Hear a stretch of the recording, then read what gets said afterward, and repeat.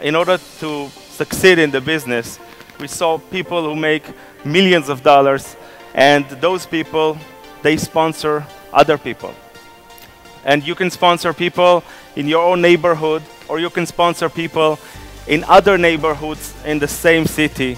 You can sponsor people in other cities in your country, or you can sponsor people internationally in other countries. We are here to talk about how to sponsor people in Israel. Would you like to sponsor some people in Israel? That's going to be nice. So, for the first facts about Israel, you got to know the country. I would like to give a warm welcome to Executive Director Shahar Mittelman, my best friend and colleague, and the #1 top sponsor of the world in 2013. Give him a big hand. Thank you very much. Good morning, everybody. Good morning, everybody. All right, we have some people here. So before I give you some facts about Israel, let me do a quick quiz, all right? Everybody's ready? First slide, please. Thank you.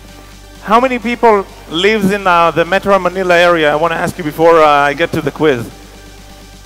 Anyone knows how many people lives in the Manila area? I already did the research. I searched Google yesterday, and it's about 12 million people. Is it right? So about 12 million people live here in Manila area. Now, how many people, this is a quiz, how many people do you think lives in Israel? Is it 87 million, 107 million, or 127 million? Who thinks it's 87 million? Put your hands up. I can barely see any hands. Who thinks it's 107 million people? Put your hands up. Okay, a few more people. Who thinks it's 127 million? Put your hands up. All right, so first fact, fact #1. The amount of people that live in Israel is almost half of the population of Metro Manila. It's only 7.5 million people. So my question is, how come we are all over the news and everybody thinks we're a big nation with lots of people? So in order to understand that, let me do a little demonstration, okay? We are a few thousand people here today and yesterday, and there are only a dozen people, a little over a dozen people from Israel. But we make a lot of noise. Woo! Right? See those Israelis? All right, relax, please. It's a little hard to control them, and thank you for helping me. But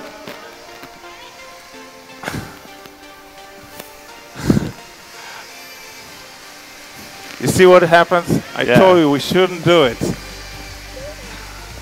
Thank you very much. We want to get to the let's get to the next fact, okay?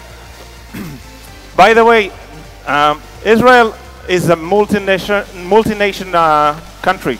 We have people from all over the world. We have Jews, Muslims, Christians, Hindus. We have people from Americas, from Europe, Eastern Europe, Western Europe. We have people from Russia. We have people from the Far East. And 1% of the population of Israel is, I think, the most beloved community in Israel. Those are the Filipino community. You have, you know X Factor? You have X Factor here. We had the first X Factor in Israel starting in 2003 and just ended a few months ago. And the winner of X Factor Israel was a 12 years Filipina that has been living in Israel and working as an assistant for an older people. And she was the first winner of X Factor Israel. I think she deserved a real big applause, right?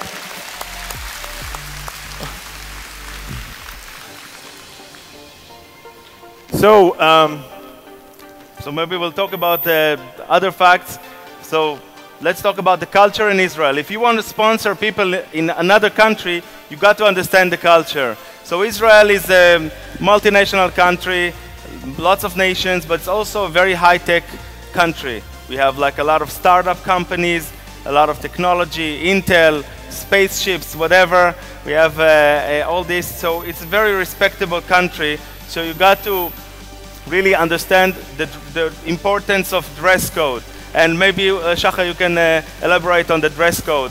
Absolutely. A business meeting, a BOP is very important, and we are supposed to become dressed up and be representative.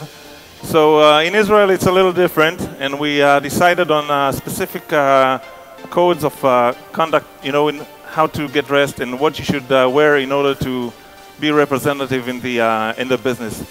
First thing we decided, no high heels and no fancy shoes. Okay. The second thing, we were arguing about what should we wear. Is it a bow tie, a necktie? So we decided to go on no tie.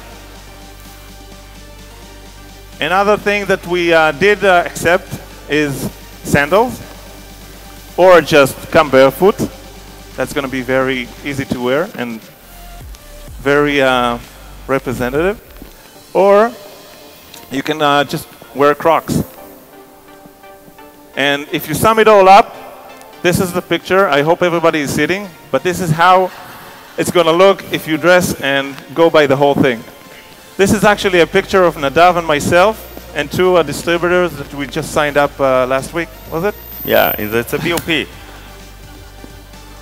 So, okay, so first of all, you got to understand the facts. Second, you got to understand the dress code. And the third thing is you got to really understand the number one tool. Okay? The number one tool in the intra business and the lifestyles business are testimonials. Because the product works. Does the product work? Yeah. So we have a product that works. So we can have sales tools, we can have marketing tools, but the only tool we really need are testimonials. And to tell those testimonials, the product testimonials and the business testimonials is very important. Maybe you can illustrate how to tell a testimonial in Israel. Sure. Actually, you know what? I just put it in writing because I'm really excited to stand here in front of all of you. So I'm going to grab a little note that I made.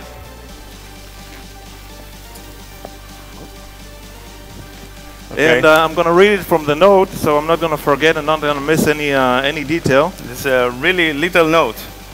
Yes, I'm going to make it real short, okay? Okay, make it. So in 1975... maybe you stop here. Okay, Israel has a lot of history and, a long-lasting history, and people like to tell the whole history of Israel when they start to do the testimonial. So I think the best thing to do here, maybe we'll go to the end of it, and maybe just read from here and play.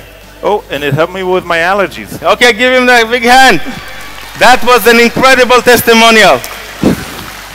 So whenever you tell your testimonial in Israel and you have your distributor telling that, you just ask them to put it in writing, and then you just take the last sentence. That would be easy. But